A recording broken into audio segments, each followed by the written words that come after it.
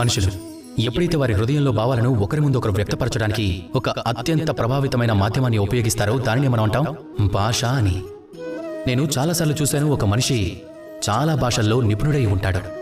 నేను ఇది కూడా చూశాను, మనిషి చాలా భాషలను మాట్లాడతాడు, అప్పుడప్పుడు ఆ భాషలను కలిపి ఉపయోగిస్తాడు కూడా. కానీ మంచి పద్ధతుల్లో ఉపయోగించకపోవటం, లేదా అగౌరవపరచడం, లేదా భాషను అశుద్ధపరచడం, ఇక ఇది అనుచితం. మీరు భాషను శుద్ధంగా ఉంచితే భాష మీ చరిత్రని శుద్ధంగా ఉంచుతుంది. ఇక అది మీ ఏకాగ్రతను పెంచుతుంది.